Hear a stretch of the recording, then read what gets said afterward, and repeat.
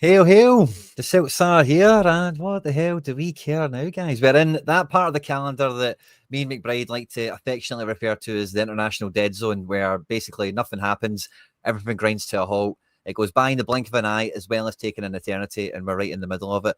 We're here for a little bit of Thursday night SCSC Celtic Supporters Club. A wee bit of SCSC. I'm Quinny, and I'm joined as always by McBrideACE. McBride, good to see you, my man. Hail, hail! Hail, hail, good evening. Yeah, international break is the case of how many cans will I need to actually consider watching a Scotland game? I just remember that's on tomorrow night. Yeah, welcome everybody. I'm sure we'll have lots to talk about tonight, and I'm still not in that intro, Quinny, although I guess I could just be credited as that random baldy guy in the background. That'll do me. That's fine. I wrote it down again on my notepad.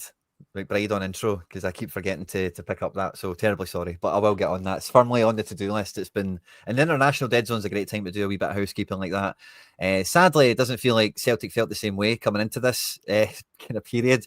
And the last time we were on, we were just chatting about this before we went live.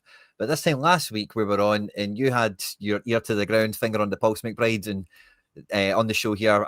I think it's quite a safe thing to say that we were the first people on YouTube to have the Adam Ida said his goodbyes at Lennoxtown chat last Thursday night. So, and what a roller coaster we've been on since then. I don't even know where to pick up with the chat with yourself, because there's been so much like where to go. Because I did say it in one of the videos, and maybe I'll echo this and give it over to you. But Celtic right now, it's more like being a support group than being like a fan base right now. It's like everyone's got a shoulder to cry on, haven't they? And we're all feeling the same way about a lot of stuff, so it's been a roller coaster of a week to keep it light.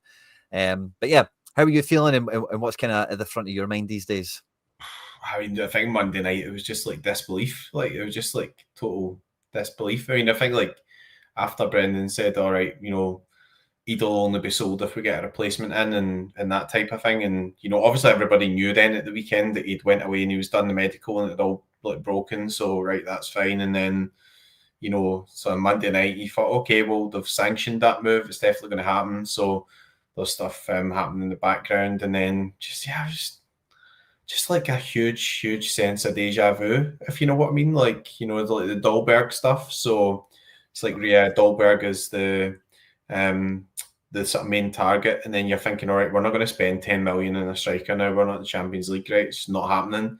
But then when you seen the thing with Ida going, you think, well, if he's going out for 6 or 7, then that makes sense, because he goes out, like, you move on, you buy this guy, it might be structured or whatever, okay, and then we just messed about like we usually do, and then like typically, like, this big chain of events happens. So like somebody get injured in the English Premier League, then cause somebody get injured.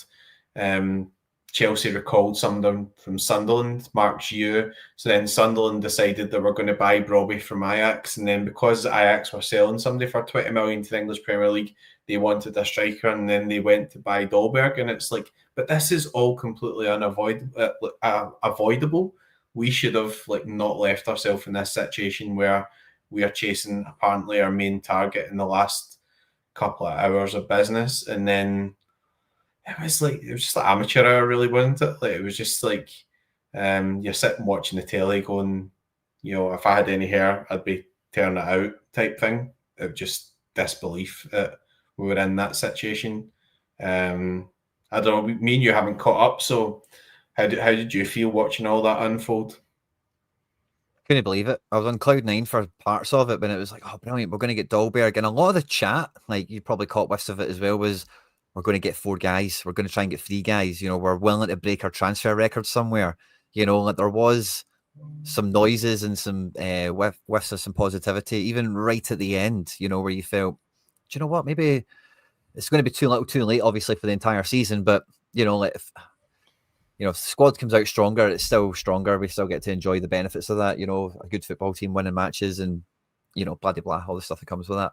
But then as that slipped through your fingers, and then not even just deja vu, but like nightmare deja vu, where, like you say, like it unravels, and then Fafana, and then obviously we end up ultimately at Iheanacho. And between Iheanacho or Jamie Vardy, something like that was always going to happen in this window, where there was going to be some situation of Brendan getting the phone book out, or one of those guys that we're always perennially, like Ian Atchell we went for in January. He's always been loosely like kind of linked to us since he's not been established, the number one striker. And so it's one of those ones. It's a name we're all kind of familiar with for different reasons.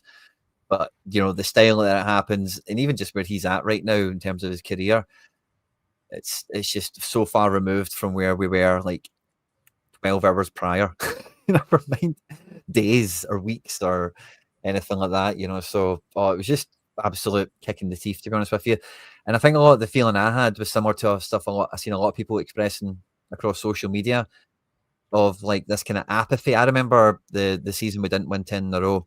It was after a derby match, and I can't even see that whole season. I just expunged it from my memory. I really couldn't tell you much of what happened that year now, because I've just totally blanked it out. But I remember the turning point for me was a derby match. We didn't win.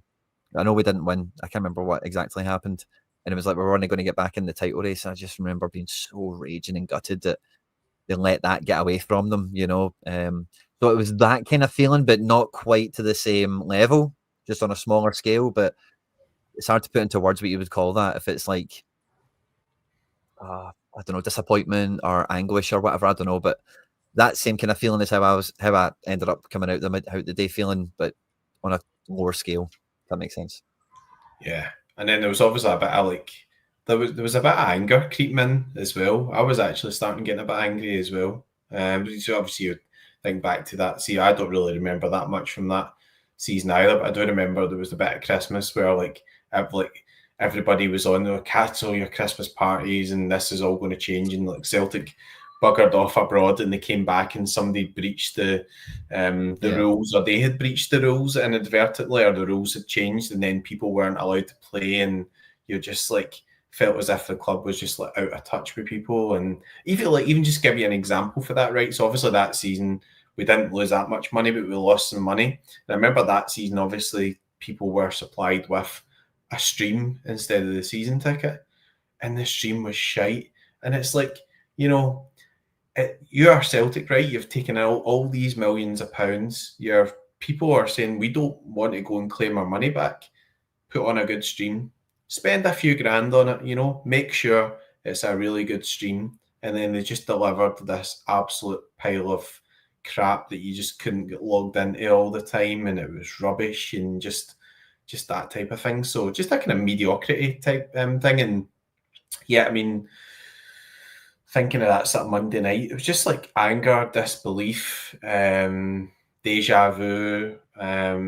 At least I suppose with the last window, like, it's like Engels walking along and you were signing some players and stuff, and there was that small element of hope that, okay, we've let Ida go, and Tanek's like flying over and there'll be one or two more, or maybe if we don't get a permanent signing, we'll get some banger signing like Tizimas from Brighton, or that was maybe never going to happen because of Tony Bloom, but like get somebody that's like really like highly rated that will be a bit excited about watching for a season, and just ended up with I was signed to Necti and just like an anticlimax type thing. So yeah, just a mess, just a total mess. And it just highlights all the things that we preempted as well, because sometimes like when you're on and you're like, you start the season, there's optimism and you're saying, we're not prepared for this Champions League or whatever, and you'll get people come on and go, we beat Kairat 3-0 and you're just a doom and gloom merchant and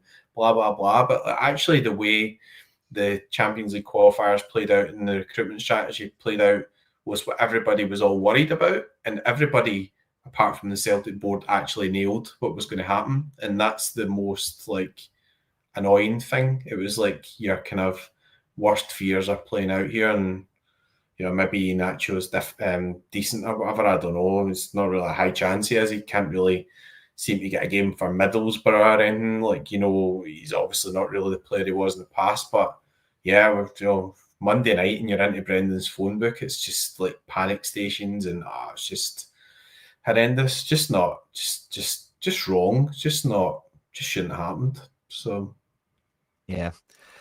And it's one of those ones. I kind of summed it up with Ian Atchell. It's a player that was exciting like 10 years ago. It's kind of ultimately where we're at with it. Now, that being said, he is 28, so he's not totally on the scrap heap. This is the tail of the tape for him, and I think this is where SCSC scores kind of really do paint a picture. Because this is the loan move to Middlesbrough when he rejected us in January. I forget the whole situation, if it was a loan or a buy option. And this is at Seville prior, like can barely stay fit, it seems.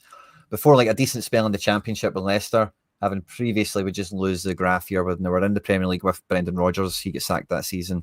They eventually end up getting relegated, you might remember, when we found them. So he's not too far, like, what's this, 2 years ago, 2 seasons ago, he's not too far away from some decent Championship form, which is why I think Middlesbrough picked him up in the first place, but have obviously found him after being on the Sound Lounger in Sevilla for a year doing he diddly haw. And yeah, so it's a funny one.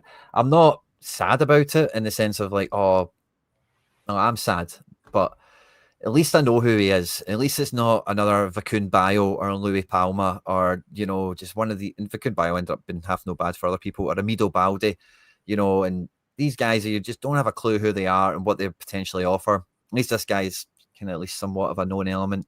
And the only kind of thing that keeps myself sane on thinking that that's the only signing that we finished on is Scott Sinclair. When he came to Celtic, was nobody. Like, nobody. I know he went to City for big money after like a good year at Swansea or whatever, but from there didn't play football throughout his contract at City, and then he went to Villa, couldn't get off their bench before he came to us, and then was the best player in the league for 2 years, and certainly one of the best players we've had at Celtic this millennium, you would say, on impact and contribution, one player of the year and everything. So if, you know, like it's, you know, we're really clutching at straws, but that's the straws I clutch at. I mean, he signed a 1 year deal as well, so basically he's going to be here and he'll be away with Brendan. Like that's the way I look at it. And also, yeah. So I mean, like the last couple of days as well, like seeing how the squad's been handled or whatever. So you've got a situation where like Shin came on at Ibrox. I thought he looked like quite good. He like, you know, like to have a wee bit of strength, playing against like quite generally strong defenders, held his own, wee bit of movement, maybe got a slip through, didn't quite control it, but it looks as if he could maybe cause some problems. Then we look at a Europa League squad and he's not in it. Why? Why is he not in it? So I feel, and whether or not this is actually deliberate or not, is that I feel like Rodgers is making like statements about stuff where you just say, I'm not picking any of those guys in the Europa League squad. I'm going to bring in Iheanacho. I know him or whatever, right? And I'm going to pick him. But I think the difference is that, so like obviously went in his phone book and he Kasper Schmeichel. Kasper Schmeichel just came out of Euros, right? Just played for Denmark at the Euros and played every game and played pretty well.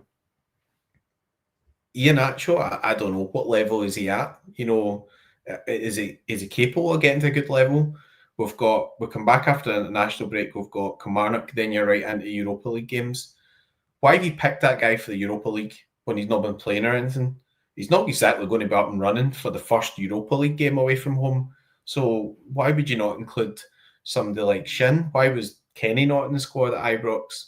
But then Shin come on. Was he injured or whatever? Just so many different questions. And then you've got this other malaise about the squad as well, where Jota's injured. Alistair Johnson's injured. You look at the Scotland squad, Tierney's not in the squad. There's a surprise. Can't last a game. Yeah. Ralston's been pulled out of the squad. So obviously, you know, there's that. You've got Simpson Pusey's not in the squad. He's not really featured in the team. So that's not a big surprise. You would really like to see like Taneke coming in or whatever and saying, we might be excited about this guy. He could be a bit raw, but could be quite good. Nobody's really got any excitement about him at all. Yang was in Birmingham. He had to drive back up because apparently they tried to contact Celtic and they were too busy on other deals. It's amateur hour, Quinny. I just find that really embarrassing, honestly. See if there's only one guy that's going to be dealing with stuff like that. You need a better structure for that. You can't leave it to the last day, or you can't leave it to one person. It shouldn't be down to one person to negotiate all. I don't care if he went to Harvard. I don't care if he thinks that a guy is worth 8 million, the best thing to do is to bid 4 million first just to see whether he takes it. We needed players in. I don't care if he's the best negotiator in the world, if he thinks he's the cleverest guy in the world, if his heart bleeds Celtic. get some fucking players in, sign some players. Like, you've got 80 million in the bank. Honestly, you know what your budgets are going to be. All right, you're out the Champions League. You know what your budgets are going to be. You know you're selling Adamida. Go and get a signing, right? It's incompetence, and like, obviously, I mean, what would we have done if these free agents weren't available? Do you know what I mean? It's like disaster emergency. Like, we sign somebody for the street. Oh, do you want a game of football? You're a free agent. You ever played football before? We need a striker. Like, come on, we'll give you a game. We'll hold an open trial, right? And we'll sign any free agents now. Like, can all the free agents come for a game at Barrowfield? We'll pick one of those. You're in the squad, right, by virtue of not being subject to the transfer window. It's incredible. We've had the whole summer to sign players, and you know, we can come on to Brendan if you want, whether or not you agree or disagree with his style of making statements. But what you can say is that he's been asking for players since January. He has been asking for players since January. So, like, you can't really take that away from him. He's been talking about wingers for the whole transfer window all summer or whatever, and we, for one reason or another, we haven't really signed them. And we find ourselves in this situation where you probably paid maybe a wee bit more than you would have expected to pay for Taneke because you were just up against it and you just needed somebody in, which is exactly the opposite thing that you should be doing if you've got money in the bank and you feel as if you're good at negotiating, you know? So, it's wild. And then Ian Acho, obviously, you know, no transfer fee or whatever, but he's going to be wages, isn't he? I mean, he's going to could be paid. It could be like another like Ian Wright situation or whatever, or Carlton Cole, or these guys who come up and you think, oh yeah, they've been good in the past and stuff like that. But like, yeah, welcome to Celtic. We're signing guys who used to be good. So like, put that up there with the world class basics, right? You know, come here if you used to be good. Yeah, like, get a bag of cans, get yourself over to Celtic Park. Did you used to be good? 40,000 a year, no bother. Fine. Everybody else is leaving next season. On you go. So there we go. It's just my mind's just boggled by the whole thing. It's wild. Yeah. There's a few things to come back with you on that one, but AJ in the chat here, there's only actually, we don't have enough homegrown players, so we're only able to field a 24-man European squad. So, for example, if we had like Welsh in the squad instead of Trusty, we could have still registered Shin. But because we only have like 7, so taking McCowan out only takes McCowan out. It doesn't get Shin in because McCowan's at least Scottish, although he's not like Celtic trained. If that makes sense. So that's kind of the thing here, which with Shin, it's a really tough one. I'm with you. And the reason I put the squad on, so I'll kind of come back to most of that, I suppose. But the reason I put the squad on is I was kind of thinking before, because Ian Acho didn't get done until like the day after, you know, because his contract getting voided and whatever. But with Celtic, you know, if you buy Shin, you just give Kenny a new contract. And like you say, for the derby, where was he? Were we maybe trying to farm him out? And the hope was, because again, we weren't expecting to really sell either. That was also quite a last minute thing. And again, like I mentioned, some of the whispers and the murmurs where we're going to buy 2 strikers and we're going to break a transfer record. That was seemingly someone's intentions. Obviously, they couldn't handle it. But in the failing of all that, Osmond add into the equation as well. That's 3 strikers that you have to be categorizing. Number one is investment players, you know, where you're hoping that they wildly improve how good they are and ultimately the value to the club and on the pitch and on the balance sheet. So to put Ian Acho in ahead of all them now, like Adamida was previously, like why? Like really is kind of half the point. Europa League is the only reason because we don't need this guy. You know, really, what difference will he make for the league? I don't think he's going to. And let's see, but I'm not too convinced that the amount of goals he'll score. I don't know. I don't know. I want to stay a wee bit away from definites because really need to see what shape he shows up in because he is a finisher. Like that's one thing I'll say for him is he can finish, you know. But for the league, I think we would probably get none too bad, especially if Maeda could have even just been the lead striker and plays out in the wing sometimes as well. And that's a wee bit more of a option then for someone to step up. And if they don't, Maeda's still there to cover anyway, whereas he could play somewhere else in the meantime. So I found that part of it quite kind of contradictory. And I think it kind of comes into the games a little bit because when Brendan's saying he does no leaving unless I get someone else in, like he's not accepting that the club signings is players to show, no, you've not actually got me players. There must be something between them where like they had to sign Iheanacho as almost like a token towards like Brendan in some ways, like he has explicitly said cannot be sold. He might have some sort of power over some, I don't know, maybe he doesn't because of Kun and Kyogo, I guess. But or maybe Kyogo they get away with Jota. I don't know. But or Kun Negren. And yeah, maybe they are trying to get away with it as Kun and Negren. Maybe that is it, by the way. Maybe he's got something where because he's had to be really adamant Negren's not a right winger, and we've talked about it. Like he's like adamantly, I will not play him right wing unless I absolutely have to, because I don't want anyone categorizing him as a right winger because I still want a right winger, And we've seen similar again. Jota's a different one in a situation, I guess, in some ways, but we've seen him do that with Maeda. Even like, no, Maeda's not a striker. Never, no. We always play out wide for me, and then as soon as the transfer window's closed, he's playing striker. So there's definitely some level of gamemanship going on in here behind the scenes, which sadly us and the players are the only ones that, and I suppose the balance sheet now is the ones that feel the damage of it. So I do think Iheanacho was somewhat token in that regard, where it was like because Ida did go, the board had to, or Nicholson or whoever, otherwise they're on the hook, like firmly with some sort of breach of agreement or something. So I kind of read a little bit of that into it as well. And there was something else I wanted to say back to you on that, but I've forgotten and it might come back to me. Yeah, I think the thing with like Shin, etc., is like I know he's not scored like obviously goals so far, or whatever. So he's not like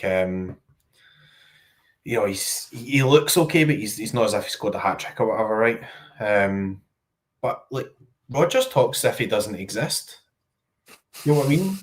It's like as if he just forgot that we've signed somebody, And obviously with Inamura, it's maybe a slightly different situation because he is like, you've got him on the left it, but he was a ball playing centre back in Japan. Sorry, he's left footed, but it's a ball playing centre back. But some of this stuff just doesn't make sense. Like who signed Simpson Pusey? Was that another, yes, we've got a relationship with Man City signing? Or was actually the recruitment strategy, we're going to bring in Inamura, we're going to bring in Shin. Not this season, but the season before, Shin was second top scorer in Japan. So they say, all right, we're looking for another Kyogo, another Maeda or whatever. That's the strategy we're going to go down. And then Brendan's looked at him and went, oh, it doesn't meet my quality control or whatever, my QC. Like, I'm looking for quality. And then you've got like, so you've got this stuff like, so Neil Lennon was trying to argue that that maybe they were waiting because there were certain guys who would only come to Celtic if they were in the Champions League and stuff. And it's a hard sell with Scotland and things. But I just don't, if that is the stage we're at, I think that we should be doing better than that because we've brought in guys like Matt O'Reilly and things have been sold to the English Premier League. So you've got to offer somebody some sort of pathway or some sort of vision. And now what we've done is, we will not sign any other players from Japan soon. Because see the way that those guys have been treated. You've got a guy who's Shin, the invisible man, who doesn't exist when the manager's doing, his interviews. You've got Inamura, who the manager said the initial plan was to let him go out on loan, and then he said he was playing quite well. And now we've got to the end of the window, and he's not out on loan. Why is he not out on loan?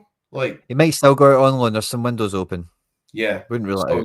I hope he does because he's not in the squad, and this is as if he doesn't really exist. So, and then you've got Yang back. So I mean, obviously, Wafida, it was like, yeah, the horse is bolted. Like he's down there. He's even done his interview saying the plan was always I want to come back to England and everything. A wee bit of a dig in there, as if like I've been getting a bit of stick with the fans. I'm going to give them a bit of stick back. I always wanted to come back here. That kind of pettiness level of things, I was always come back to it. But then Yang's back and are we going to now to next kids in or whatever, are we going to let Yang go on loan to Belgium or something? Or is he supposed to be part of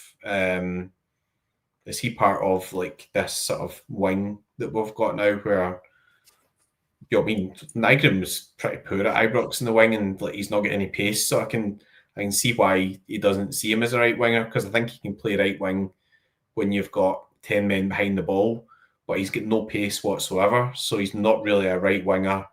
He can go into these spaces, but he's not going to like get you up the pitch from there, and lead the line, but he can get into here and be good. I make you right. It's the pace but that kills him. Like if he was lightning, you could probably play him anywhere, but he needs to be driving from the middle. I'm with you. Yeah. So, I mean, looking at it on the face of it, it's not like a terrible squad or whatever, but it is quite noticeable looking at up front when you look at some of the guys we've had even in recent times. Kyogo, Ida was really. Was that? Giacomakis, Kuhn. Obviously, Jota's been and he's gone and stuff. I mean, there was a point where now Maeda's the main man there, right? But there was a point where Maeda was probably your third or fourth best attacker. You had loads of pace, you had loads of excitement, and now we've got this side-to-side stuff. I mean, we talked about it before, this whole system set up to get the ball out to the wingers or the wide players or whatever, and obviously Tanekte is the kind of unknown there. Maybe he'll be quite exciting, and maybe he was their star man or whatever, but he doesn't instill anybody with confidence because he doesn't have a record of getting goals and assists or anything. So he could be really good, or he could be just the Chinese and Yang. Well, this guy for me was the Yang replacement, wasn't he? And then he became, we need to sign somebody, anybody. And then the way that negotiation felt like it went, because they just kept rejecting it, saying we can't buy a replacement, so we're not selling them. And then eventually Michael Nicholson just took a wad of money and just put it in their mouth and said, take this. We're taking the player. And we've paid over €5 million for him. And this was a guy that, the club certainly didn't value at 5 million. Not that that's much of a barometer on accuracy of player transfer values, but they didn't do that for Briams and, Stengses and everyone else that we kind of went after in this window. I just remembered I didn't even put Stings in that video yesterday. I forgot all about him. But he did go to Pisa, so that makes me a little bit, okay, maybe he is broken or something, because if he's going to Pisa, you know what I mean? Okay, maybe we dodged a bullet there. It's kind of washed up guys. And it's like, I mean, we know sometimes people go to the MLS and all that sort of stuff, and it's maybe they're going over there for a wee holiday and a bit of a payday at then, and MLS still got some good players in it, and they're obviously they're up in their signings and things, but it just seems like these guys like Iheanacho or something like that, they're just kind of coming and just the end of their career type. It's not really what we want, right? Obviously you're plugging a gap or whatever just now, but the real question is, why is that gap having to be plugged? That's the problem, right? And it's hard to look at that forward line with any confidence that any of them are going to score. Even Maeda, because he's in bad form just now. Do you think any of those guys there are going to score 20 goals this season? Maybe if you add 5 of them together, they'll get 20. But honestly, I don't really look at them and think, yeah, you'll get 10 or 15 goals definitely. And yeah, we were supposed to be I thought when we were moving Ida on, we were thinking well, his time's up, it's not worked. We're getting Kasper Dolberg. He's a good pedigree player. That's the target, and we must have sounded that out in some way. And maybe if we just hadn't messed about, we'd have had him signed before Ajax came in. And then it's well, it's too late. You've signed. You're here. You've been announced. Everything else pie in the sky. And as soon as Ajax came in, you knew in your heart of hearts that he wasn't coming to Celtic. That's the problem. So. It does kind of go back to that theory of can be a hard sell. But again, Ajax in the Champions League as well, and they play in a better football league as well. Dutch league's higher regard than the Scottish league and stuff. But I mean, honestly, look at the Hearts team and think they've probably got better wingers than us. Obviously Jota's injured, but I mean, yeah, Tony Bloom must be rubbing his hands together. Really, we're giving him a chance, haven't we? The same way as we gave Kairat a chance by not being able to score any goals across 2 games. We're giving people chances that just shouldn't exist. Yeah, it'll be interesting how that goes, because it felt like in the aftermath of Kairat, Hearts opened the checkbook again. Tony Bloom got a wee sniff of, do you know what? Here, let's push this a little bit and see how far it can go. Where Rangers obviously getting hammered off a Bruges, Tony Bloom's got a really good measure on how good Bruges are, and thinking how far away could we be to something like that, So yeah, that was definitely something I picked up on in the window as well, with a few of the moves they made. Their German keeper, and they broke their transfer record for Brazilian midfielder out of Portugal, and one or two other bits. And even when you see the Rangers business, which none of the players they've signed, and normally, like over the years, there's normally been a player or two the Rangers have signed. I'll take that back. There is one this year, obviously, it's quite an obvious one. There is always a player or two that they pick up. I think, oh, no, that guy's actually, he looks all right. Sometimes you're right, sometimes you're wrong. Sometimes people can't make the adaptation, as we spoke about for us. Same goes for them. I liked Antman for us, obviously, but guys like Sheремite, and they got somebody else right at the end. I forget who.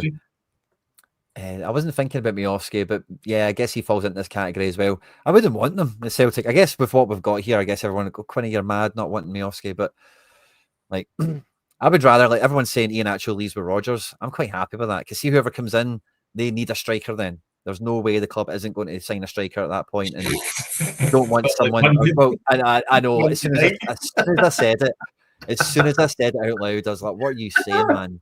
But you know what I'm trying to say, right? And I can't believe I said it, but there you go. But anyway, you don't want that blockage, that there's a striker there already, kind of thing. I don't want Miovski there any more than I would want Iheanacho there, really, to be honest with you, for the changing of the guard that we all expect to happen in the next 12 months. I just find it all really frustrating. Like, they talk about like not being able to sign players and stuff like that, and like this seemed like, right, I'll give you a really controversial example here, right? Czerny, right? Yeah. Did really well for Rangers. Did really well. He went to Besiktas for €6 million. Now, Celtic should be able to operate in price ranges where you can get good players. I don't think there's any excuse for not being able to get good players. I'm not, for the avoidance of doubt, I'm not calling Iheanacho a good player. I'm see until he actually comes here, scores a couple of goals, gets a bit of fitness, I'm not regarding him as a good player, because like Brendan's definition of quality, somebody who was good 10 years ago, I'm not actually benchmarking somebody based on how good they were 10 years ago, because I used to be good at football and stuff like that in my own level, but that was like 20 years ago, and now I can't run the length for myself. So like you can't just start saying you can't start saying, oh, Iheanacho, he's a big name and stuff like that. Like, no, I want us to be signing guys who are good at football just now, who are either got some sort of guarantee that they've done something before that you can see is pretty good, or somebody who's an exciting prospect, not just somebody just turning up going, yeah, that was number 10 in Brendan's phone book. Everybody else is... I was the only one that answered. I was the 8th free agent in Brendan's phone book.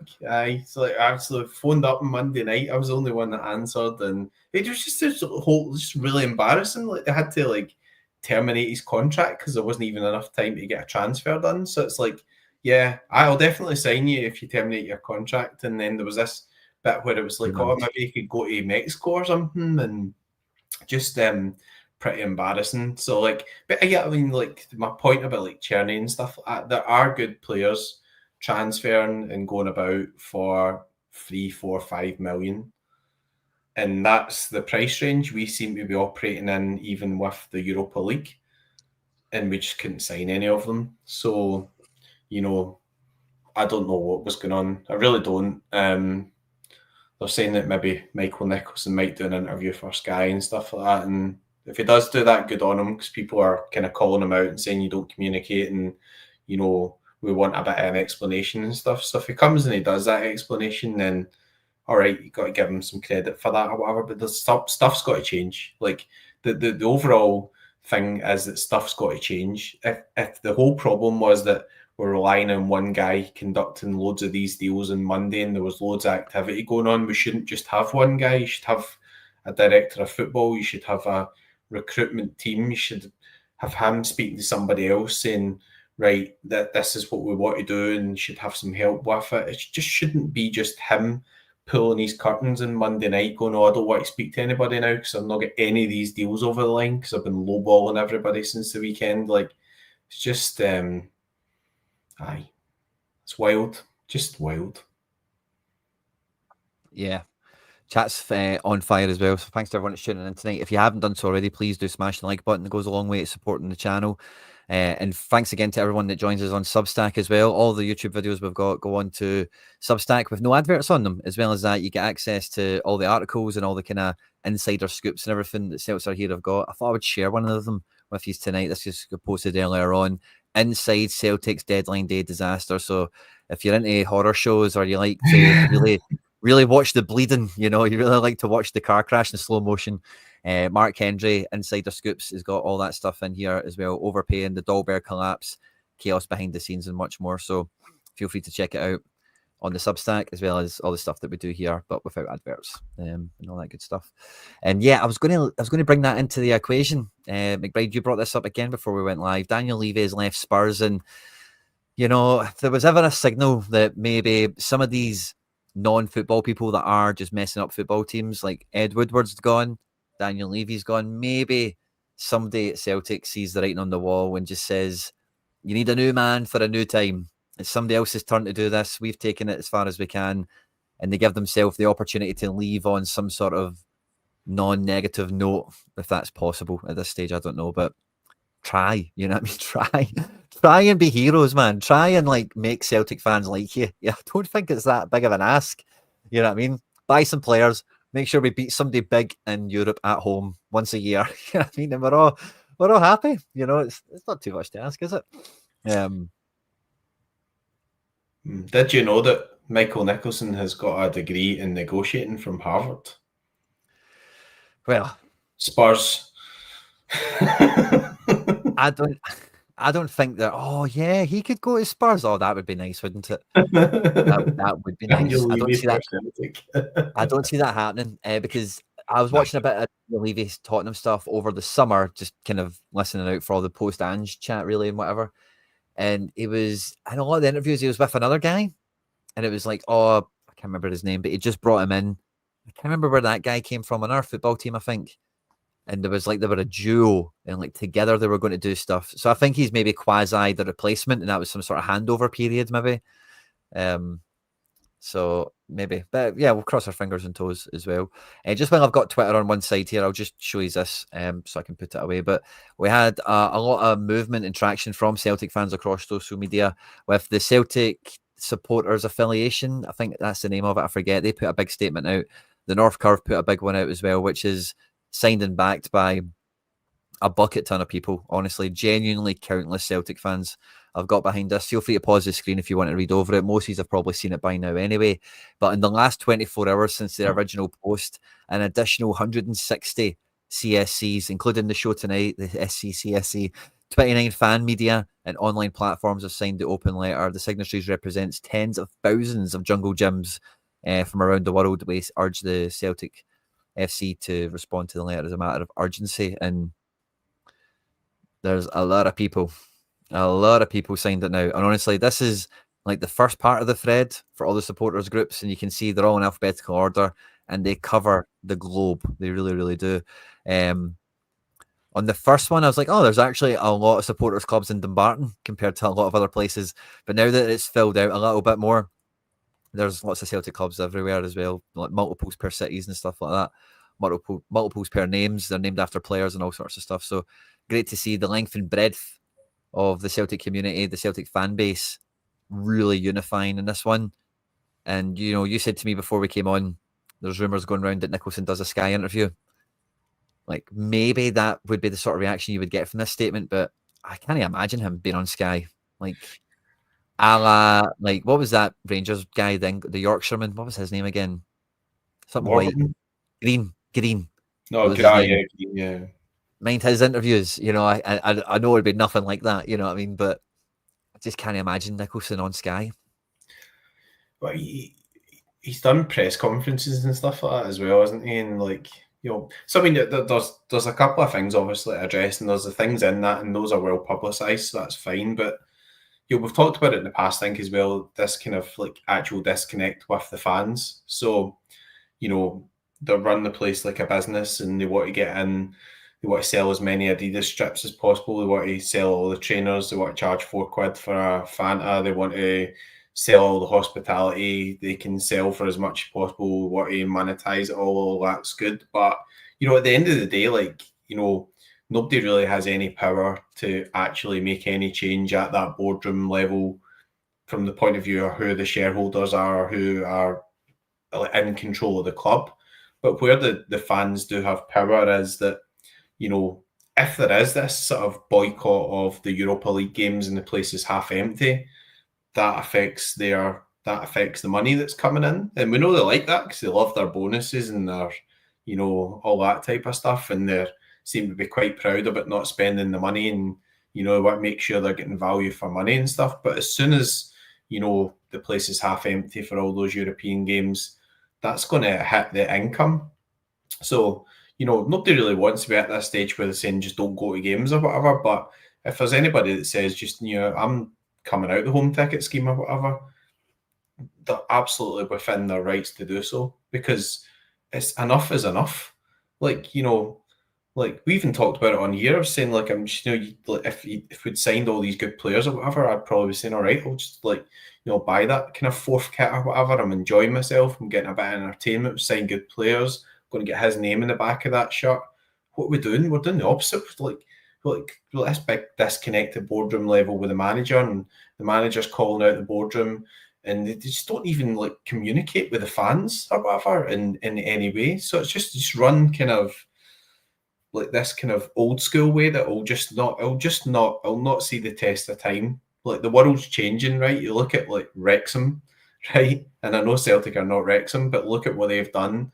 And there's this whole social thing that's following it. You've got obviously the shows and everything they're creating. They're getting the promotions now. They're spending tons of money. They've got loads of marketing things that are going down, and they're just like, it's just everybody knows who Wrexham are. And like they send out or they tell stories and messages and stuff like that. And then you've got, you know, the Celtic board who are sitting all this money and just can't buy a player. Like, you know, it's just like it's like, yeah, you'd never want to really admire the other side of the city, right? But what you will say is that there's some teams that they'll spend their money on the players on the pitch, and there's some teams that it's just like getting blood out of stone. And like we're one of those now. It's like you've got all this money and you think at this point you'd be able to level up some of the signings and stuff. And we've went back the opposite way. We're back to signing free agents and the same types of Man City loan kids. Aye. Like, I mean, see if it was somebody that was obviously very good or whatever and helping the team, then that's fine. But this guy's been brought in as like a fourth choice centre back or something. It just doesn't really seem to make any sense. Like Sarachi's come in, done loads of running about and stuff, you know, might be quite good. But you know, 750,000 for a season-long loan. So we're renting players now, but like that's stuff clubs do when they don't have any money, right? Like, you know, we do have money, and like, why could we have not have actually went and signed somebody who's a good young left back who understands that all they have to do is wait 2 weeks for Kieran Tierney to get injured and withdrawn from a Scottish squad. Like he's the number one left back, but you're going to play loads. You're going to play on rotation. You're going to play in cup games. You're going to play whenever he's injured or when he's tired. You're going to play 20 or 30 games this season. And if you prove you're better than Kieran Tierney, then so be it. But we couldn't even do that either. Apparently, Sarachi was getting offered around the clubs. But I will take him. That's fine. That will why? What is it? What are we keeping all this money for? It's a football club. It's a football club. You can't. You just sit there just admiring your big bank balance. You know, like yes, I've got a Harvard degree and I'm an accountant. Look at all this money I've built up. That's absolutely magic. That, and can he score? Like, you know, we've went 3 games without scoring. But we've got a big bank balance. Great. That's the, I think, the nut of the most frustrating part of how the business is done. Like, I think all of us can kind of live with the whole general premise around the one in, one out, and you spend what you make in the transfer window, because we make enough where that's actually a decent budget. If we just spent what we made, or you know, you look at Bruges, I think they sold like 70 or 80 million in this window, only spent 30, but they don't look any worse off really for it. So, you know, within like reasonable parameters, I think we can all get behind that. But to act as if you need the cash flow from the transfers to happen to fund other transfers when you've got a bank balance is crazy, because that's one of the things it gives you, is it gives you liquidity. So if you know you're going to sell Yang to somebody or loan him out with an obligation to buy for a couple of mil, and you know that you're going to sell somebody like Nicholas Kuhn, and you know you're going to do this and you know you're going to do that, then do the you have the money. You're not waiting for somebody to pay you before you can buy somebody else. So I think that's probably the most frustrating part of it, is it's almost like it completely, like what everyone keeps saying, it's like a piggy bank or that kind of thing, because it is completely separate and siloed off and got a big padlock on it. And it's like, no, if you want to spend money, you're going to make it first. And the only thing that comes out of this big box is anything under 3 million quid. If it's over 3 million quid, that's not petty cash anymore. You need to go speak to Desmond, and he's on holiday for another month. So petty cash, you're fine, but any more than that, no, not for another, I don't know, 3 months and 12 hours or whatever. It's just like, so give me another example, right? Stephen Welsh was supposed to be going, so he was supposed to go to Plymouth, and that was all lined up. So Plymouth were like waiting on Celtic to come back to say, okay, we're going to do this deal. Then nothing happened or whatever. Like, don't know if that was a phone call or reply to the offer, or nothing happened. And then eventually Celtic go back to them and they'd sign somebody else. So they just said, all right, they've not got back to us, so we're moving on. We've got another target to sign somebody else. Celtic then went back and said, yeah, we do want to do that deal. And they said, nah, we've signed somebody else.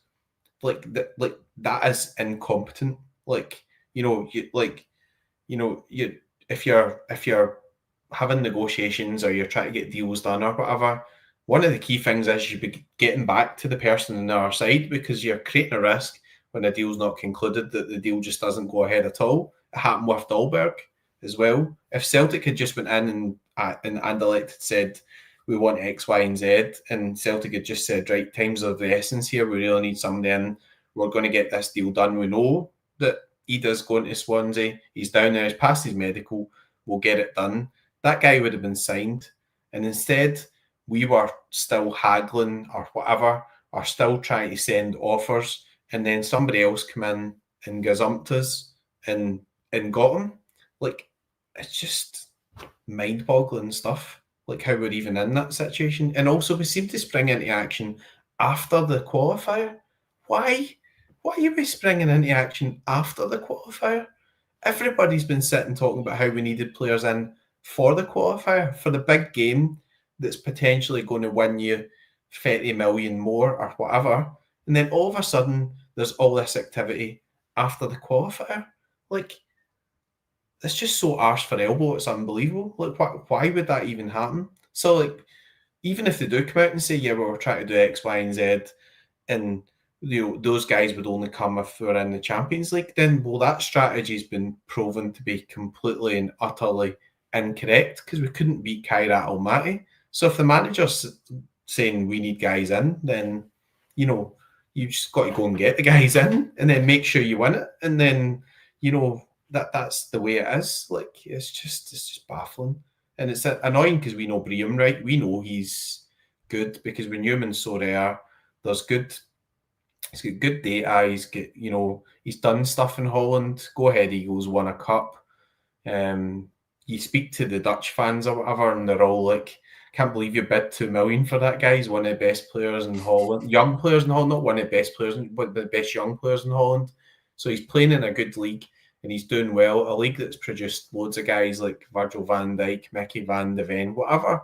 So you're right, okay, and then we don't want to pay 5 million for him, but we'll pay 5 million on deadline day for this guy because we're up against it or whatever. We should just have went and got that business done. And then we're still living off the fumes of Angie's signings. Like, we're basically like, he bailed out the whole operation by being able to go and get guys who were from a really good value for money market, but guys he seen, like, Maeda played against his team or whatever, or for, I can't remember, for his team.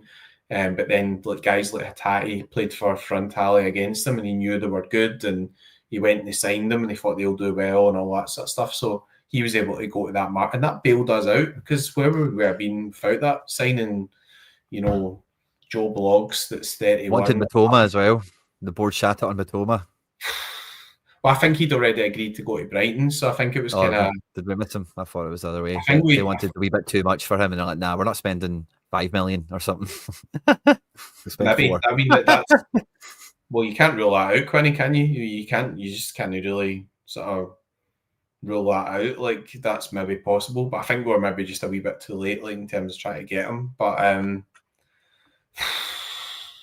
yeah, I mean, it's embarrassing. Like I think it is embarrassing, and even if there's stuff that's happened in the background, and like the club don't think it's as embarrassing, it's created embarrassment, and like everybody is the whole fan base. Like you always get divisions in the fan base, right? Some people who are just quite happy that Celtic are successful. Some other people that are still not happy, even though we're successful. Everybody is like totally unanimous here that this is just not on. So they've really like pissed off the whole fan base basically in one fell swoop. So it's worse than a blast from the past. We've seen windows like this before, but because of right now, there's really no reason for it to have went the way it did. There's a few points in the chat I want to pick up on, some good fun stuff getting chucked in here. AJSE asked the question. So all the PSR stuff, like number one, the only one that we are governed under is UEFA. And UEFA's one is much more of it's like much closer to like a wage cap. So it's like you can't spend so much on wages, depends on what your revenue is. It's like a percentage thing. So the more revenue you've got, the more you can spend on wages. So a lot of the ones that you hear about are the Premier League ones, and obviously we don't abide by Premier League rules, and the Scottish League doesn't have any of them really. It's all the UEFA ones we're guided by. So the cash will only be noted as like incoming revenue, and any implication that has bank balance doesn't come into the equation, because all of these things are designed to stop like rich owners coming in and then abandoning a team, and rich owners could just come in and fill the bank balance, so they don't really count your balance as a thing because it's easily toyed with, or it can just be, yeah, you know what I'm saying. And then this one as well, right? So we're talking about Hatate and Dyson, the fumes of Ange's signings, which I totally agree with. And I think Ange was great on getting that. Like, again, we knew these guys before they came to Scotland. I would describe them, and I'm bringing this phrase up again, top of the food chain. The best players in the J League. Kyogo, the best striker, regardless of Vissel Kobe won the league or not that year. And Kawasaki Frontale won 3 in a row and won cups and stuff like that, and did well in Europe, with Hatate breaking through for 2 seasons before we signed him, as well as another host of players that are not relevant to the chat now. And I feel the same. I didn't feel the same way about Kuhn when we bought him. He turned out pretty decent, thankfully, which is good. But I do feel the same way about Negren and Balikwisha, where if you told me at the beginning of the window where we're getting both of them, that would have made me actually quite happy, just that fact in itself, because I see them both as known elements. You know what you're getting from them. They're in a good stage in their career. And the step to us is probably a good next step for them, where everyone benefits from it. They get better, and we should be better as a result of having them. But that's the quality of signing, I think. Like, you mentioned having players on the bench. The chat's been saying it as well. I really hope that's not true, because the way the football climate is, how much money we can be making from Champions League, there will just be a point where we have paid so much money for players over a 4-year period where we will have like a 40 million quid bench. That'll just be normal. That'll just be a thing.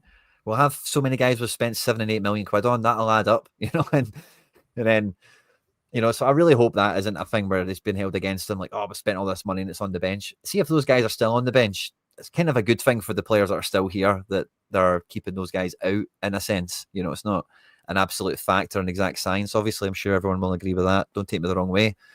But I hope that's not something that's been used against the situation. And as for Hatate, last thing I'll kind of say on this is, like, Hatate has been good. He's been one of my favourite Celtic players, right? But he has not done enough to be sold.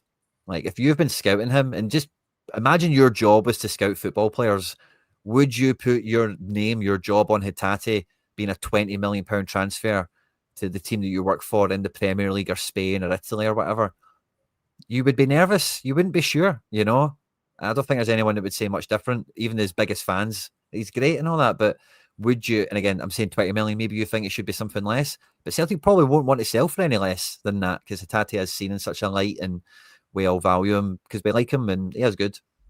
But he's not done it where you're like, oh yeah, he's moving on, like he's at that level now. He's not there, so should he be sold? Who's been in for him?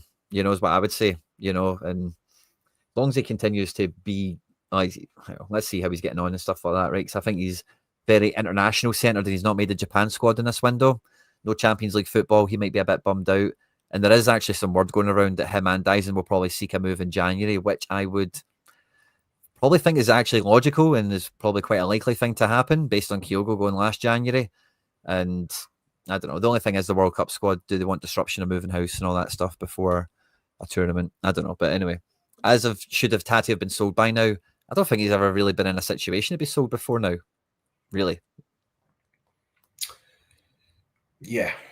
I mean, we could have signed Lennon Miller maybe and said, like, okay, we'll move Hatate on. But then Lennon Miller maybe just didn't want to come to Celtic, right? He wanted to go abroad. So you've got to accept sometimes, like, guys like that will come through and say, oh, I fancy going playing in Italy or whatever. I've seen Scott McTominay's there. I've seen Hickey go there, do well. I just want to go to Italy. Like, I want to leave. And some people want to go abroad. So there's no problem in that stuff. But, like, with Hatate, I just find it dead frustrating these days, man. I really like him. Like, I think, like, obviously he's done loads for Celtic and he's one of the more creative players and stuff in there. But you watch some of the games, you're like, how can you not pass the ball 5 yards to that guy over there? Like, it's all right talking about risky passes and stuff, but, like, just do the actual basic stuff, right? Like, he just gives the ball away and he just looks a bit sloppy.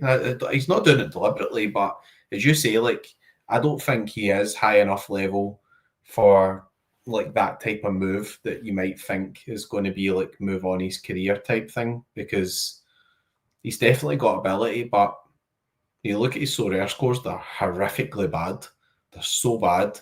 And, like, some of the stuff is just like basics, if you know what I mean. So like the game was Aberdeen, like, he was pretty poor and then he just comes up with that world there or whatever, and then that's a highlight. But you watch most of the game and he's like, I can't pass the ball 10 yards. Like, what are you doing? Like, there's a guy there, just, like, how can you not actually get that pass to be accurate or whatever? So I'm finding him quite frustrating. I think his form's, like, pretty poor, and then, like, you've got to look at the overall makeup of the team in there, and where it's highlighted as, like, McGregor's maybe declining a bit. Engels has not really worked because he was the marquee signing, but for a lot of the games this season, Brendan's left them out tactically. Doesn't really work. Well, why'd you pay 11 million for him? Like, so he's in there for some sort of pace or power or box to box thing or whatever, but he just doesn't not really put in any really great performances. But the midfield just looks like every big game we go into, the midfield looks non-existent. Like, recently, Yeah. Last season we did okay because, like, the Leipzig game and stuff like that, and Bayern Munich away in particular, like, we played pretty well. But since then, when was the last time, like, the midfield actually, like, played well? Do you know what I mean? So yeah, it's a difficult one. And then obviously we look really, really solid at the back. We're not conceding goals, but we're not scoring goals either. So, if you're winning 2-0 every week, you would go, well, all right, we're not conceding goals. We look solid. We don't look in any danger. We're still going over the line. But now we're hitting a spell where, like, I don't know whether we're going to actually score here.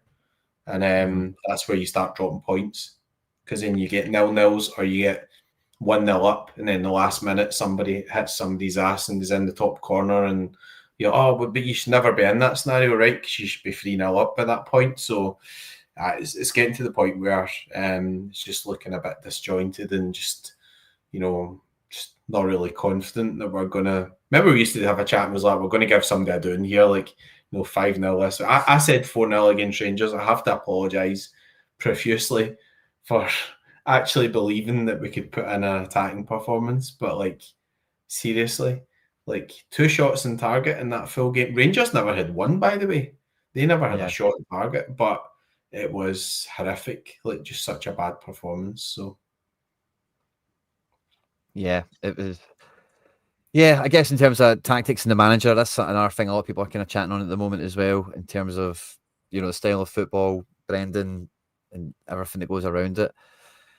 It's, he was really sour with Ange when he came in, Brendan. He's like, I like exciting football, but I don't want to be flying by the seat of my pants, or I don't want to be flying off my chair. It's about picking your moments and control. And, as I was thinking about that, I remember when like I'm not a Roberto Martinez fan, right? And I remember when he took over from Everton and from David Moyes. And as you'll remember, David Moyes was there for like 6 or 7 years, and they were like a solid defence, you know, and they had like Cahill up front and maybe like Yakubu or something like that. But that was their game, smash and grab, really solid defensively and whatever. And then he came in and he just made it a bit more attacking. You know, he just put a wee bit more of that in it. And then they got like a record point total for maybe until this point. I'm not sure. I'm not a big Everton. I'm not an Everton fan at all, but you know what I'm saying. And then the next season they got worse and they got crapper. And then the next season they got worse and they got worse. And then eventually get sacked. And I think Brendan is, you know, we're talking about the players and the transfers, right? But see the tempo and the intensity that the incumbent squad that he had was drilled to, where he's then just maybe fit. Joe Hart said it, we all know it, didn't change anything for the first 6 months. You know, things didn't look that bad then, did they? And then ever since then, it's, you know, the whole midfield been scattered away from each other. And, you know, so it's only got more stale. It feels like the transfers have only reverted more back to the stable diet of random guys that we're used to having, rather than those top. And I say Negren and Balquisha aside, those top of the food chain guys that we were getting with Ange, with Kyogos and Hitates, and even Alistair Johnson. Alistair Johnson was top 3 right back in the MLS, certainly, you know, if not the best, you would say. So lots of different ways. You know, that's not just for the Japanese players, but a lot, you know, Matt O'Reilly, you know, I know we got him from a very low level, but from a youth setup, you know, a player of his age and playing first team football or whatever, still very much in that kind of same category, you would think. And now it's getting back to the Sirachis and the Iheanachos and the, you know, like Tuneki. I actually think Tuneki looks like the best random winger we've signed. You know, like he looks better than Telio, Palma, all these guys when we've signed them. I've looked at them all and thought, don't, like, Yang maybe had a few clips that looked not bad or anything, but this guy looks like the best one out of the batch. He looks like he's got good delivery and he dribbles like on the front foot. He goes at people. His data doesn't look good. I've seen the post from Vanderjust or whatever his name is earlier today as well, which I think Alan Morrison retweeted also, saying he looks more like a wing back than a winger. But I don't know. I'm hopeful, like, for how good Palma did, how good Yang has looked in minutes.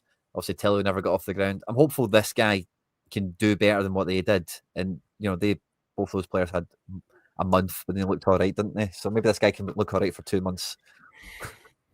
Who's he delivering to? Like, that's the thing. Like, who's he actually delivering to? I mean, I suppose, like, Iheanacho, I don't know if he, like, does he give some sort of physical presence or whatever? I don't know enough. Like, he's not played enough to, like, really analyse his last couple of seasons, say this is the type of striker he is now. All right, he's not great, but he's going to get the head on it and we're going to go balls into the box. Just so who's he delivering to? There's not going to be anybody there. I mean, according to Brendan, Shin doesn't exist, so you'll not be delivering to him. So, like, you know, it's like, I just don't get it. Like, you know, it's like somebody like bring in Kieran Tierney, right? You know, and Tierney likes going down the wing. He doesn't really play the inverted position or whatever. He goes down, he goes wide, and he gets balls into the box. It's like, who you crossing the ball into here? Like, there's nobody there. Like, you know, that type of thing. So if we'd went and signed, like, so sign him in particular, but if we went and signed like a Lyndon Dykes or whatever and said, right, you know, we've got some guys who are like sort of a bit of movement or whatever, and they've got that style, but we're going to have a guy there, so got, you know, this guy on the left and this guy on the right, and they're going to get balls into the box and we'll score a few headers. You can see some sort of game plan forming there, but what is the game plan here? Like, you know, I just don't really get it. And like, yeah, we'll see. Maybe he is going to adapt. Maybe he's actually planning on doing, like, you know, a couple more central attacking midfielders. But the biggest problem, I love Nygren, right? Like, I think, like, obviously, I think he'll do pretty well and he'll give us some stuff in the domestic games, like, you know, should be quite good. But he's quite slow. And, like, you know, we've watched for the last couple of seasons, like, you know, Maeda, Kyogo, Kuhn, you know, that kind of burst of that excitement or whatever. And just doesn't really seem to be anybody there that seems to be able to get anybody off their feet at the moment. So, okay, Jot will come back and hopefully, touch wood, he comes back and he comes back his like best self or whatever, and he gets back to like top form and things. But it's all quite pedestrian and just, I think the Formula One was more exciting than that Celtic Rangers game. Like, it's because somebody's engine blew up, and that was it. Like, it's like, what are we watching here? Like, honestly, like, it's like the worst game since Celtic played against Kairat, the game before. It's just like, what is this actual football that we're watching? And then Rogers said, we don't send anybody out to pass the ball backwards. Well, you're the fucking manager. Why don't you actually speak to them and tell them to stop playing the ball backwards? You're the manager. So, like, see if they're doing that. You should be actually in at half time saying, stop passing the ball backwards. This is the way we want to play. We want to play this way. Don't be coming out and then just do the same thing and then pass the ball back. Would you think Ange, it was the clip that he would be going mental, stop passing the ball backwards? He's just standing there like with his notebook and like, it's Kelechi free. I'm glad you brought that up, because I kind of forgot about that a little bit. I don't think we spoke since those comments, but I take that as like normally. So who passes the ball backwards or who controls the match on the pitch? Callum McGregor, right? And normally Brendan talks about, oh no, this is the way we play. We change the point of attack and we're controlled. We don't give the ball away and all the rest of it. And then you think, right, well, McGregor's just the lieutenant. He's just doing what he's told. He's a teacher's pet. He's the right-hand man, whatever you want to say. And he's doing as he's told. That, although it's frustrating to watch, but he's just so obedient and he'll do it to the letter that he's told to. And that's what he's doing. But when Brendan comes out and says that, that's quite the opposite. And, you know, if you're saying my team doesn't do this, it's a very easy change. You take McGregor off, you put someone else on, and that should stop it. So when he says that post-match, I think, number one, that's really cheeky. Like, because you're throwing McGregor under the bus there for me, because you could have made a sub. See, if you were watching the same game we all seen, you know, and if that's not what your team plays, then make the sub. You've got the guys on the bench to do it. And if McGregor's doing something you don't want him to do, because it was him. Centre-backs aren't passing backwards to the goalkeeper as often as McGregor is passing backwards to the centre-backs and full-backs and whatnot. So I found that like really like cheeky and borderline throwing the captain under the bus. And I'm thinking off the back of it, see if McGregor didn't start the first game out the international window, it would validate the comment. I'd feel it's less cheeky and there is like, he's maybe not wanted to sub him in a derby or some sort of, I don't know, he's protecting him or some sort of mutual respect thing where he didn't want to do that or whatever it might be the case, if that is the case. But I found that really, yeah, like that's wide, you know, like you can't be coming out saying that and you didn't sub him off. Like if he subs McGregor off, then you can say anything you want that way, but you left him on the pitch, and if you're saying that's not how my team works, you're hanging him out as he's went out with different orders and bottled it and went backwards and, you know, went side to side when he was told, get on the half turn and get us up the pitch. So I didn't like that. I actually didn't sit well with me. I'm glad you brought it up, so thank you. The second thing I'll say on the Tierney thing is I don't know how many videos we made on this channel before signing Kieran Tierney about the discussion of it, about the rumours of it, about the confirmation of it, everything. And I've tried to say this quite consistently. Kieran Tierney is not a player we're going to get 5 games a month out of. This month has been a 7-game month and he has played 6. I don't know about you in the Rangers game. He never went past the halfway line, and obviously he's not made it to Scotland duty now. So like I think that shows you like 5 games a month is the limit for Tierney, really. Like that's when and he's missed Livingston at the weekend to do Kairats, and fair enough, there's extra trip air miles into that equation, perhaps, fine. But this was like very forecastable by some idiot on YouTube.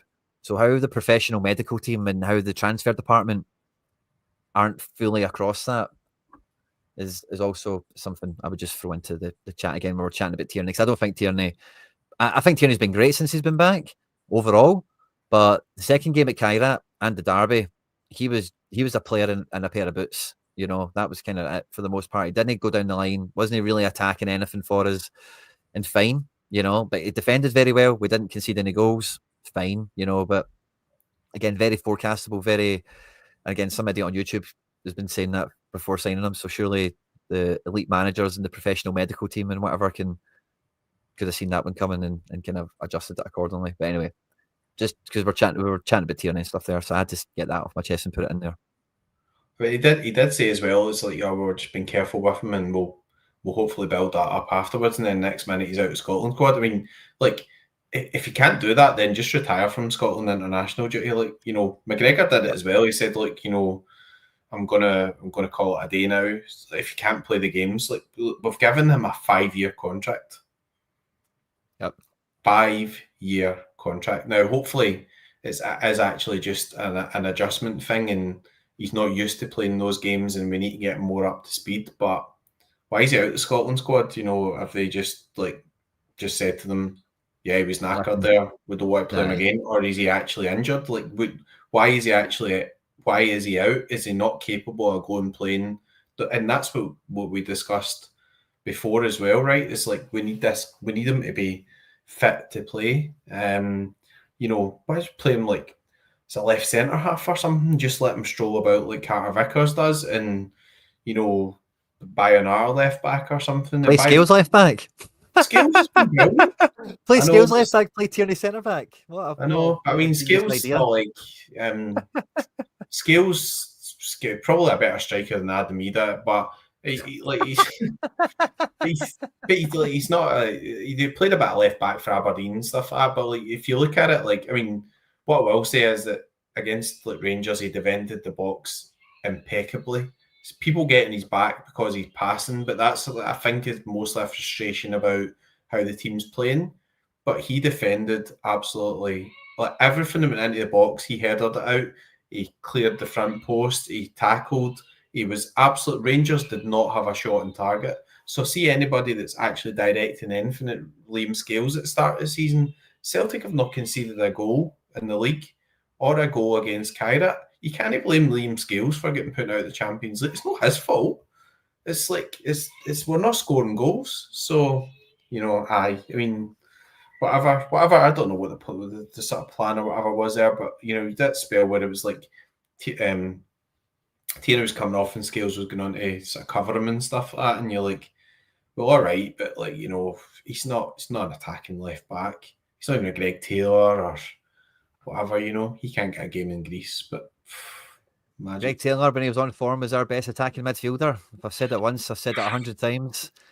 And it would have been the best backup left back Celtic could have wished for, really. Like, if he was happy to sign a deal, fair enough, you may be paying him a bit more than you want to pay a backup left back, but Tierney's getting a 5-year deal, you need 5 years of cover, you know, and if you've got somebody that's right up for that, and Taylor has his limitations, we're not getting away from that, obviously, but anyway, Sarachi could be cool, I'm not ruling that out.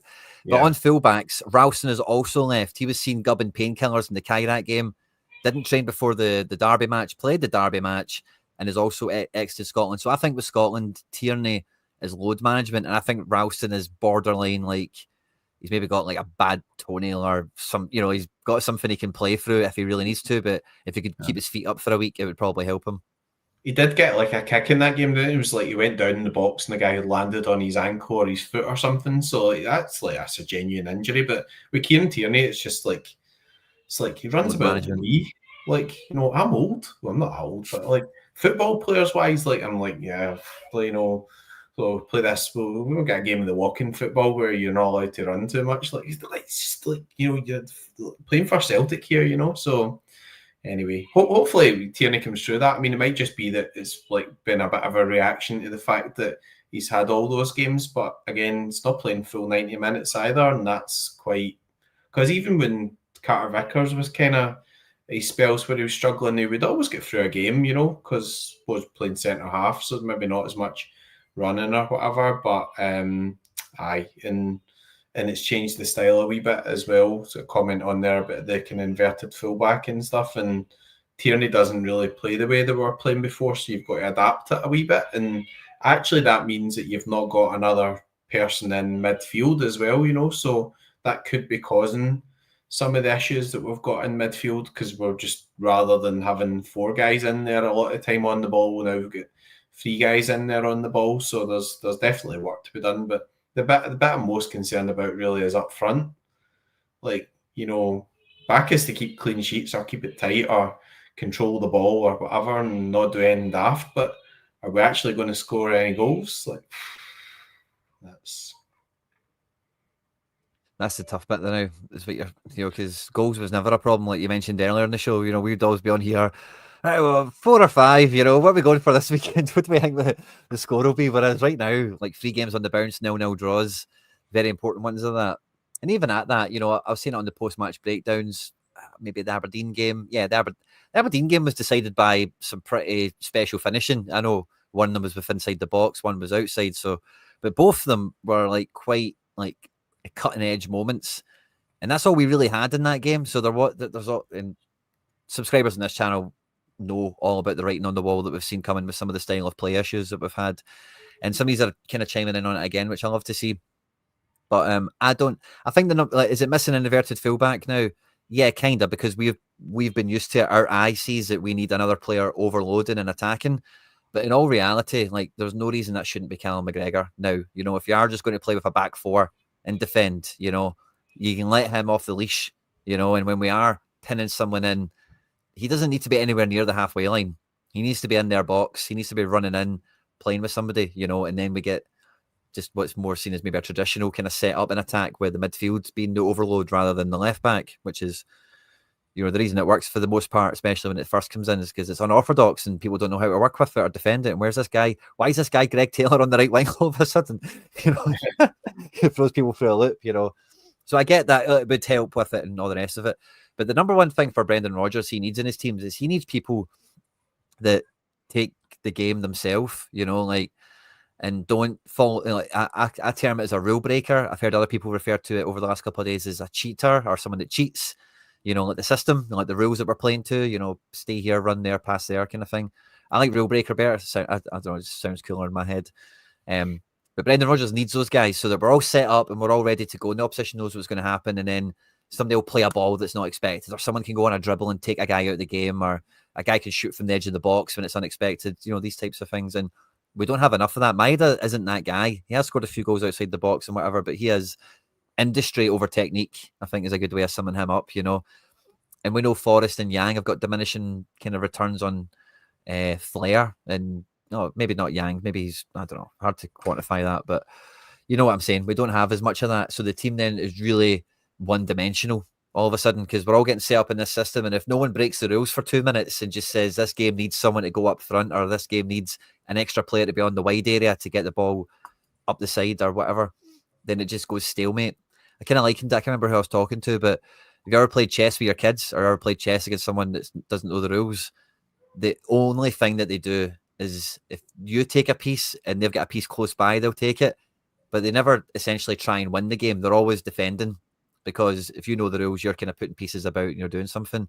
And that's the way we play football, is we're set up and it's all right, okay, if you try and take one of my pieces, I'll take one of yours. You know, we're not setting up to checkmate anyone. You know, we're not moving pieces across the board. And if you think about the snake kind of constricting, you know, we're strangling them in like we have done.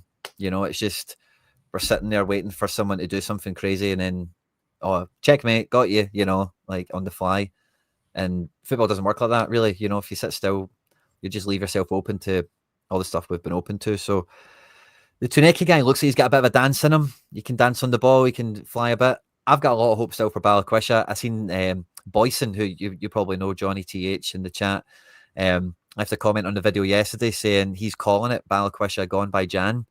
And I thought that's a bold one, certainly. But I think Balikwisha will be, I think once he gets up to speed, it'll ease that burden a little bit on creativity. Because that's one thing you've seen from Negren. Negren will just go where he wants, you know, and Rodgers is like, he's not staying wide, or he's not doing this, he's not doing that. And he's been one of our most effective players so far. So a little bit more of that is probably a good thing. Yeah.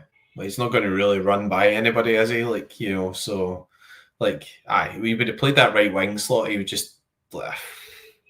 So that was probably his worst game, wasn't it, really? Like, you've seen, like, he just wasn't really very good. And then I guess, like, if he's going to play up there, if Johnson had been there and he was bombing forward or whatever, maybe it'd have worked a wee bit, because maybe he would have kind of retained the ball and then have another option, whereas Ralston, maybe even because of injury or whatever, wasn't really getting up there, and just didn't really seem to work. And I think, like, actually, like, you know, Rangers changed a wee bit as well, so went back to the kind of going to play like Diamande, and, you know, like, start of the game, you're like, they're going to play it out the back, and they just launched it, you know, just launch it to Majovski and stuff like that. But it didn't work. It's like it didn't actually work. It's just that Celtic never actually managed to, like, get a goal or two or whatever, you know, just never really threatened. So, but yeah, I mean, I think that in the big games, over the last, since the Bayern game or whatever, and all the big games, we've just looked ineffective, to be honest. So hopefully these guys settle in and got some options there. And then what's going to happen with Yang, like, was he supposed to go and nobody phoned back, or is he still going? Is he going to stay now until Jim? I mean, so everybody knows he's going to go at some point, right? He wanted to go to Birmingham, and sort of rumours he was told that he could go and all that sort of stuff. So he's going to go at some point. So I don't know. We'll see. But if nobody else gets injured, then we should have enough there. But is there any real genuine excitement about anything now? No, not really. No, don't think so. Yeah, like I again, anyone that's watching this live that's not caught it, I put a lot of energy into timestamping it and putting nice title screens on it and chaptering the video out really well. But if you check out the aftermath of the Kairat game, I went into a lot more detail on some other bits and bobs. I was trying to think where that came back into my head, particularly around the board and stuff like that. So feel free to check that out. But also, a kind of cursory view. We'll be doing a full breakdown on the channel of our Europa League opponents and that sort of thing over the international break. I think that'll probably come out Monday, if not over the weekend. But I kind of thought before the transfer window was finished, when it was still open and there was some optimism in the room, like we've got 8 games fixtured, and as long as we finish in the top 24, we get the playoff situation that we had last year in the Champions League, 10 games. And I was kind of the opinion that 10 games is par. Like, if we don't finish in the top 24 of the Europa League, that is bad. If we finish in the top 24, that's like, I say, par for the course. And once we get to 12, 14 games, I think you could then think about it as being positive, as like, to some extent, and again, we can discuss this extent anyone wants. But after the transfer window's closed now, I'm like, man, I'm not sure more teams could beat us, but I'm not sure we can beat as many teams as what I would have liked in terms of the strength of the squad. So in terms of what you're saying, things to be excited about, I'm more nervous around that than I was prior. I'm not holding my breath on cups. I just win the league, man. That's the only thing I care about now. And that's definitely not exciting to think about, is all we're thinking of, or all I'm really crossing my fingers on is win the league, I'm a bit worried about Hearts. I mean, it's like seriously, but I mean, they're buying guys at like £1 million each and stuff like that, and people will laugh. But if you give Tony Bloom £1 million and you give the guys in our board £2 million, over a stretch he'll beat our board. Like, that's that's the reality of it. So we've got to be careful here, because we're not exactly like putting anybody like beyond any sort of reasonable doubt in terms of what's going to happen. And I think really McInnes will last there as well, because they really need, these guys are signing to play, and Kizaridis and stuff, and he just doesn't start him. You're like, why? You're playing against Livingston at the Spaghetti Hut. Get your best wingers and stuff on the pitch. Why are you playing that system? Anyway, that's for him to sort out. But Bloom obviously smells a bit of blood, and he could, it might be that we're good at the back and we don't concede many goals, but if we start drawing every second week or whatever, then the door's open. I can't see that scenario where we were talking about the games you're talking about, 4 and 5. At that point, we were averaging 3 goals per game scored. Yep. There's no way this season we will average 3 goals per game scored. If anybody wants a bet on that, I'll have my mortgage on it. There's just, we might have games where we score 4. We will not average 3 goals per game this season, because it's like watching paint dry when we're playing. We're not got that team. We just got to be honest. So it's going to be tighter, and there'll be more points dropped. Hibs are pretty decent. Aberdeen are making some good signings. Jesper Karlsson, excellent signing. Not done much in Italy or whatever, but a guy who was like one of the best players in Holland at one point. That is a massive slap in our face, isn't it? Again, the video that went out the other day, I forgot to include that in the commentary because I did mean to add that in, but how we didn't get Jesper. Do you know, an interesting detail on that is it's Bologna, Aberdeen's record sale, Lewis Ferguson to Bologna. They've also got each other's phone number, also kept some sort of relationship. Celtic don't have any relationship with any club, Man City or nobody. Like, we are not in good terms with anyone at all, man. So there's kind of maybe a bit of a lesson in that as well, isn't there? That's because we're offering them 2 Fredos for players that are worth like 5 million, 6 million. So you imagine being here, right? And so Man City are the Celtic of the English Premier League, right? So We get to the weekend, and then Man City come in. So we're going to offer you 4 million for Maeda. We're all sitting going, what? What are you like? What? There's no Maeda. Like, honestly, all right, he's got 2 years left. 4 million? You're having a laugh. This guy was like player of the season last season, 4 million. And then we go to like, you know, these players like abroad and stuff like that. Yeah, you're one of the most exciting players in the Dutch league. Yeah, 2 million. 2 million what? Like, what? Like, it's actually just like we're making bids that are like antagonizing or like annoying or just like people must be looking at it and going, like, who are these jokers? It's like the ones you get in SCSC, right? You list a guy and you're like, this guy's worth 100 quid, and some absolute asshole comes in and offers you like 50 quid or something for him. Like, this guy sold 4 times this week for 100 quid. Like, you're on the verge of actually blocking them. Like, Celtic. I thought you were going to use the examples where they send you draw other cards, like really 50p cards in a trade. I thought you were going to go to that extreme. But but did you say? Oh, like their opening bid is like 50% of what the guy's been selling for the last week. It's like there's like 5 cards have sold for 100 quid. Why on earth would I sell the guy for 50 quid? Like, it's just incredibly stupid. And like, you know, Celtic going in lowballing people, like, oh yeah, I've got a degree in negotiation. Oh my God, honestly, man, just get some deals done. Like, I mean, Ange was actually signing players before there was a whiff that somebody was going. He was going in and going, I want that guy. Why do you want him? Because Juranovic going to go and then they went and signed him. They actually went and signed him. And they said, yeah, but he'll be away in January. We'll get that deal done. And he was like ruthless, proactive, got deals done, got people in, got them organised. All of a sudden, now we're in this, like, back to signing free agents at the end of the window. Like, so we're getting next season. Brendan Rodgers goes. He's not staying.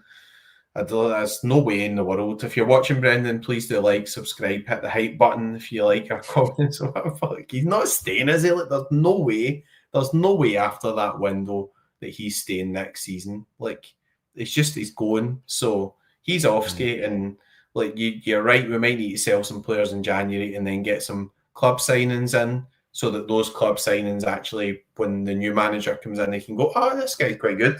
I can build a system around him. And then, on we go, whoever comes in or whatever. But like, it's his last season and it's going to be as dull as dishwater, really. It's just we've got to resign ourselves to that. It's just no Champions League, no real.